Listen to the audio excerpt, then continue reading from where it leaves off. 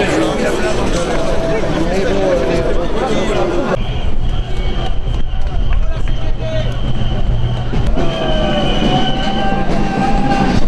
dire ce que vous pensez d'Alliance devant les micros?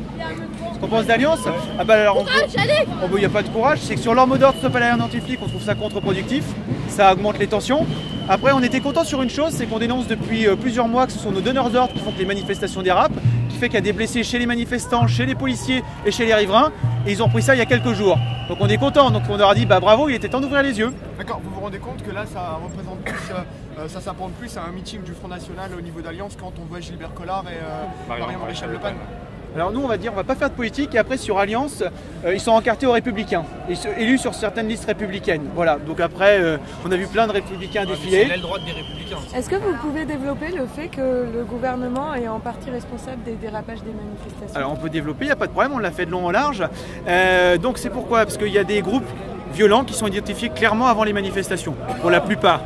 À ce moment-là, on pourrait les interpeller, ou tout du cas j'allais dire, comme ils n'ont encore rien fait, ce qui est vrai, on pourrait faire comme quand on va voir un concert. Moi quand je vais au Stade de France voir un concert, on me demande d'enlever toutes mes armes par destination. Et après tu intègres le cortège ou tu t'en vas.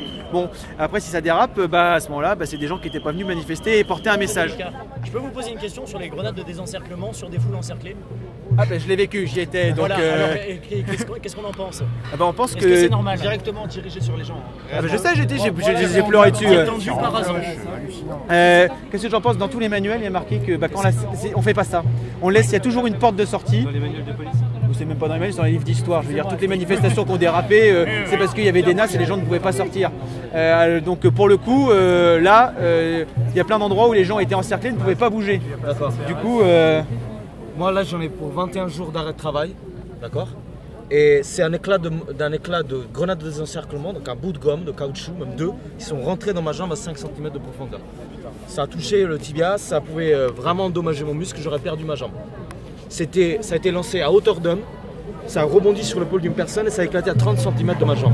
Et on était encerclés, sachant que c'était la direction qui avait été donnée par la gendarmerie et la police nationale pour que les manifestants puissent évacuer vers Solferino. Vous connaissez la situation. Alors, la CGT Police, par rapport à ces utilisations-là, qu'est-ce qu'elle dit?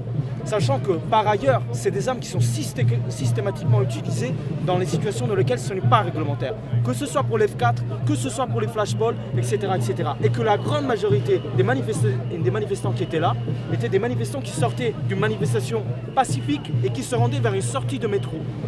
Et on s'est tous vus nasser, pousser, gazer vers la bouche des RER, puis rebondir en arrière, c'était totalement absurde. Quelle est la position de CGT Police par rapport à ça? Parce que je veux bien qu'Alliance, à la limite, ils s'en foutent, même si je suis sûr qu'il y en a qui ont du bon sens là-dedans. Mais votre position par rapport à l'utilisation non réglementaire des armes, je pense qu'elle est assez évidente, mais aussi par rapport à l'utilisation en général de ces armes-là, qui sont de fait pratiquement des armes de guerre. Quand une balle de caoutchouc rentre dans votre mollet, on n'est pas là dans quelque chose qui est de l'arme défensive pure et simple, quoi. Voilà. Et la police interdit qu'on reparte avec des preuves. Interdit qu'on reparte avec des déchets de grenades, des déchets de grenades de désencerclement, etc. On se fait systématiquement fouiller et confisquer. Alors, sur l'utilisation non légale des armes, je crois que la réponse est dans la question, c'est non légal. Après, pour le reste, nos collègues sur le terrain n'ont pas une vision d'ensemble. C'est ce qu'on disait, c'est les donneurs d'ordre qui ont la vision d'ensemble. C'est-à-dire qu'on leur dit par exemple de bloquer une rue, ils ne savent pas si toutes les autres rues sont bloquées. Donc moi, ce que j'invite, et ce qu'on a fait dans un track CGT Police, on invite les gens à porter plainte contre l'État. Parce que c'est inadmissible que ces donneurs d'ordre ne soient jamais mis au tribunal. Moi, je suis allé au procès de mon collègue qui a donné le coup de poing au lycée Bergson. Voilà, j'étais au tribunal la semaine dernière. Pas pour voir si la justice fait son travail et fera ce qu'il fait. Chacun est responsable de son propre fait. Par contre, moi j'étais venu pour savoir si les donneurs d'ordre seraient à la barre.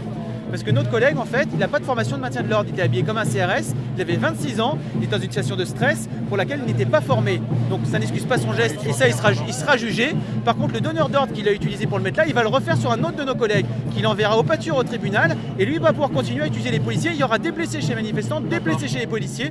Et c'est inadmissible. Donc nous, on invite à porter plainte contre l'État qui donne des ordres inadmissibles.